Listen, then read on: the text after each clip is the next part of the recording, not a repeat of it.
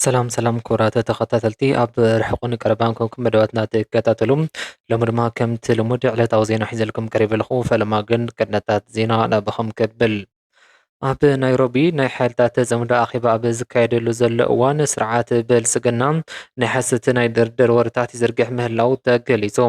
ብፍላይ ድማ እዚ ሳሪሃ ማሪሃ እዚ እንታይ እዩ ንምንታይ ዕላማ እዩ ዝብል ድማ ዝርዝር ሓበሬታ ሒዘልኩም ኣለኹም ክትሰምዕዎ ኢኹም።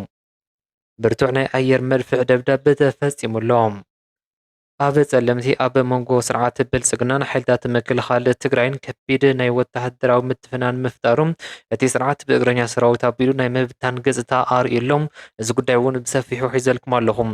እምበር ከስ ክቡራት ተኸታተልቲ እዚኣቶምን ካልኦትን ዜናታት ክሰምዕኹም ሰብስክራይብ ነግሩኹም ተኸታተልኩ እንዳበልኩ ናብ ዝርዝራተይ ከሳግረኩም።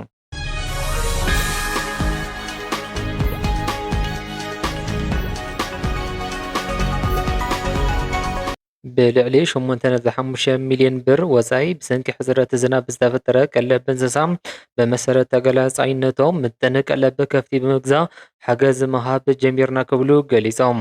ኣተሓባባሪ ገባሪ ሰናይ ኤች.ኦፍ ላቭ ኣይተ ገብረስላሴ ገብራይ ኣብ ወረዳ ኢሮብ ሕፅረት ዝናብ ቀለብ እንስሳ ብከቢድ ኩነታት ተጎዲአን ዝነበራ 3 ጣብያታት ዓሊተና፣ ወርዓለ ብዋናነት ድማ ጣብያ ዓራዕ ንሽሕ ከፍቲ 9 ኩንታል ንሓደ ወርሒ ቀለብ ህፅፅ ሓገዝ ክወሃቡ ጀሚሮም። በዚ ምክንያት እንስሳታት ብቑዕ ቀለብ ክረኽቡ መገሻጋራይ ኮይኑ ኣብ ኩነታት ጥዕና እንስሳ እውን ፅልዋ ክህልዎ ይኽእል እዩ ብዝብል ካብቲ ወረዳ ብዝወፀና ሓበሬታ መሰረት ሕፁፅ ሓገዝ ቀለብ ከፍቲ ክንህብ ኢና መፂና ክብሉ ገሊፆም።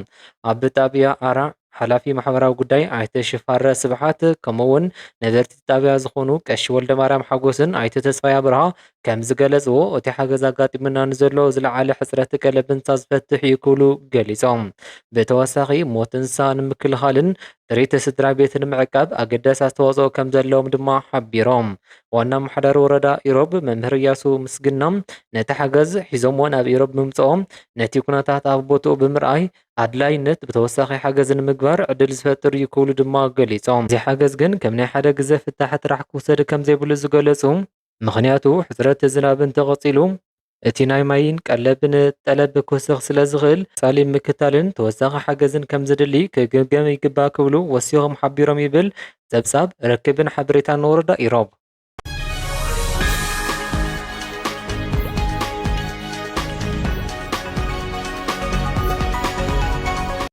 ስርዓት ብልጽግና ነቶም ተወዲቦም ዝወፁ ዘለው ናይ ጽምዶ ሓይልታት ንምብታን ንምፍራስ ዘካይዶ ዘሎ ናይ ምድንጋር ጻዕሪ ብዝለዓለ ደረጃ ሕይልዎ ይርከብ።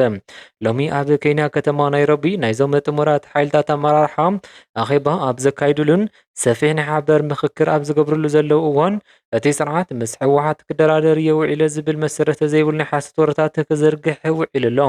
ናይዞም ጥምረት ሓይልታት ኣመራርሓታት ኣብ ናይሮቢ ተኣኪቦም ኣብ ናይ ሓባር ቃልስን ወተሃደራዊ ፖለቲካዊ ቅዋምን ኣብ ምይጥ ይርከቦም። እቲ ስርዓት ነዚ ናይ ሓባር ቃልሲ ብከቢድ ደረጃ ስለ ዝፈርሖም ኣብ መንጎቶም ተኣኪቦም ዘለው ሓይልታት ናይ ውሽጢ ጥርጣረን ዘይምትእማን ንምፍጣር ዝዓለመ ናይ ድርድር ወረታት እናፈብረኸ ይዝርግሕ ኣሎ። እቲ ናይ ሓሰት ፕሮፓጋንዳ እቶም ሓይልታት ኣብ ናይ ውሽጢ ጎንፂ ኣትዮም ስርዓት ብልጽግና ብሓባር ካብ ምምካትን ምውዳቕን ክዝምብሉ ንምግባር ዝሓሰበ ናይ መወዳእታ ናይ ምፍራስ ፈተነ ምዃኑ ተሓቢሮም። ብምዃኑ እውን ነዚ ብስርዓት ብልጽግና ዝግበር ዘሎ ናይ ሓሰት ዜኖም እቲ ስርዓት ብሰንኪ ናይዞም ጥሙራት ሓይልታት ውዳበ ዝሓደሮ ከቢድ ናይ ስልጣን ስጋትን ናይ ውሽጢ ራዕድን ዘጋለፀ ምዕባለ ምዃኑ ተገሊጹ። ኣብ ኬንያ ከተማ ናይሮቢ ንተኸታተልቲ መዓልትታት ክካየድ ዝጸንሐ ናይ ጥሙራት ሓይልታት ጽምዶም ሰፊሕ ናይ ፖለቲካን ወተሃደራዊ ኣኼባ ብልዑል ናይ ምትእማን መንፈስ ተዛዚሙሎም። እዞም ተኣኪቦም ዝነበሩ ናይ ዝተፈላለዩ ብሄራዊ ውዳበታት ኣመራርሓታት ነቲ ናይ ስርዓት ብልጽግና ኣብ ቀረባ እዋን ንምውዳቕ ንምእላይ ዘኽእል ናይ ሓበራ ስትራቴጂ ውሳነታት ኣሕሊፎም ኣለዎም። እቲ ስርዓት ክፈጥሮ ዝፈትነ ናይ ምድንጋር ወረታት ብቁሉዕ ኣገባብ ኣፍሺሎሞ። ኩሎም ኣባላት እቲ ጥምረት ኣብ ልዕሊ ናይ ውሽጢ ምትእማንን ሓድነት ኮይኖም ኣኼቦም ዛዚቦም ድማ ኣለዉ።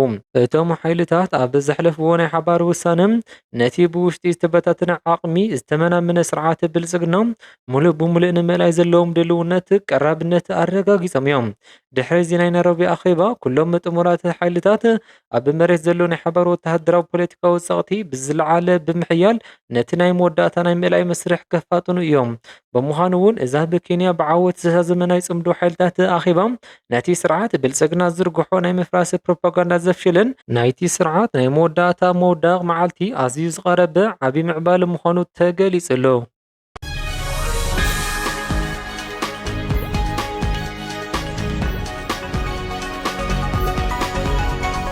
ኣብ ከባቢ ጸለምቲ ኣብ መንጎ ሰራዊት ብልጽግናን ሰራዊት ሓይልታት ምክልኻል ትግራይን ዘሎ ወተሃደራዊ ምትፍናን ናብ ዝለዓለ ደረጃ ምብጽሑ ተገሊጹ። ኣብ መንጎ ክልቲኦም ሓይልታት ከቢድ ናይ ከበባ ኩነታት ተፈጢሩ ይርከብ። ሰራዊት ብልጽግና ነቶም ኣብቲ ቦታ ዝተመደቦም ናይ እግረኛ ሰራዊት ኣባላቶም ብከቢድ ደረጃ እናተበታተኑን እናፈረሱን ኣብ ሕሱም ናይ ስጋኣት መድረኽ ምብጽሖም ካብቲ ቦታ ዝወፁ ሓበሬታታት የረድኡ። ካብቲ ቦታ ዝወፁ ዘለዉ ሓበሬታታት ሓይልታት ምክልኻል ትግራይ ናብቲ ቦታ ብምጽጉዑ ሰራዊት ብልጽግና ኣብ ከቢድ ናይ ፍርሒ ወጥሪ ኣትዩ ይርከብ። ብሰንኪ ዝተፈጠረ ከቢድ ወተሃደራዊ ጸቕጢ እቲ ናይ ስርዓት ብልጽግና እግረኛ ሰራዊት ናይ ሞራል ውድቀት ኣጋጢሞም እናፈረሰን እናተበታተነ ይርከብ።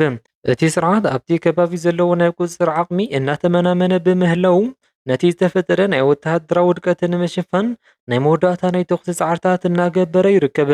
ብምዃኑ እውን እዚ ኣብ ጸለምቲ ዝረኣይ ዘሎ ናይ ሰራዊት ብልጽግና ምብትታን እቲ ስርዓት ኣብቲ ዞባ ዘለዎ ወተሃደራዊ ኣደረጃጀት ብምሉእ እናፈረሰ ምህላው ዘረጋገፀ ምዕዋለ ኮይኑ ድማ ሓሊፉ ኣሎ።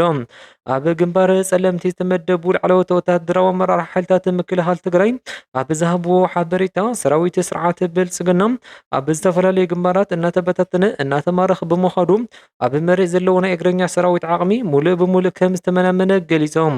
ብሰንኪ እዚ ዝተፈጠረ ናይ ወተሃደራዊ ዓቕሚ ውድቀት እቲ ስርዓት ዘለዎ እንኮ መማረፂ ብድሮንን ብናይ ርሑቕ ተኹሲ ኣቢሉ ንሰራዊት ትግራይ ንምፍራሕ ነቶም ዝሃድሙ ዘለዉ ኣባላቱ ንምእካብ ዝገብሮ ዘሎ ናይ መወዳእታ ፃዕሪ ምዃኑ ኣረጋጊፆም። ሰራዊት ብልጽግና ኣብ ዝተፈላለዩ ናይ ውግእ ግንባራት ብዝበፅሖ ከቢድ መጥቃዕቲ ምክንያት ብእግረኛ ሰራዊት ዝኾነ ይኹን ናይ ምውጋዕ ዓቕሚ ከም ዘይብሉን ኣባላቱ ኣብ ከቢድ ናይ ምብታን ገጽታ ምህላዎም ተሓቢሩ።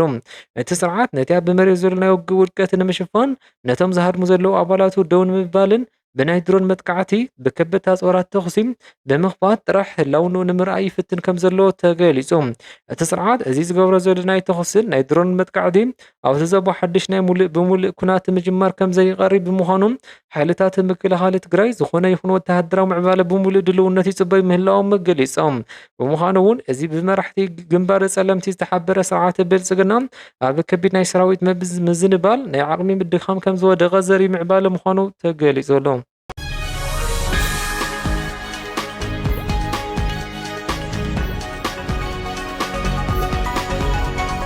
ኣብ መንጎ ሰራዊት ሱዳንን ዕጡቕ ሓይሊ ደገፍ RSFን ዝካየድ ዘሎ ውግእ ሰራዊት ሱዳን ኣብ ከተማ ኩርሙክ ኣብ ዝርከብ መደበራት RSF ዝኾኑ ቦታታት ብርቱዕ ናይ ኣየር ድብዳብ መዳፍዕ ይገብር ከም ዘሎ ወተሃደራዊ ምንጭታት ኣፍሊጦም። እቲ ተኻይዱ ዘሎ ስጉምቲ ነቶም ኣብቲ ከተማ ተሓቢኦም ዝነበሩ ተዋጋእቲ RSF ዕላማ ዝገበረ ኮይኑ ብሰንኪ እቲ ዝወረዶም ድብዳብ ኣብ ልዕሊ እቲ ሓይሊ ኣዝዩ ከቢድ ናይ ሰብን ንዋትን ጉድኣት ከም ዝበፅሐ ተገሊጹ ኣሎ። ብተወሳኺ ሰራዊት ሱዳን ኣብ ናይ ቃይሳንን ኩርሙክን ናይ ቃልሲ ግንባራት ዝገብሩ ዘለዉ ወተሃደራዊ ምንቅስቓስ ንምስፋሕ ዝኽእሎም ተወሳኺ ሓይሊ ምእታው ተሓቢሩ። እዚ ስጉምቲ እዚ ኣብቲ ዞባ ዘሎ ናይ ሓይልታት ሚዛን ንምቕያር ዝዓለመ ምዃኑ ድማ ተገሊጹ። እምበር ከስ ክቡራት ተኸታተልቲ ንስቲንሎም ዝነበረን ዕለታዊ ዜና ዝወድዩ ኣለኹም እስካብ ሕጂ ዝኸታተልኩም እንዳመስገንኩ ይቐኒየለይ።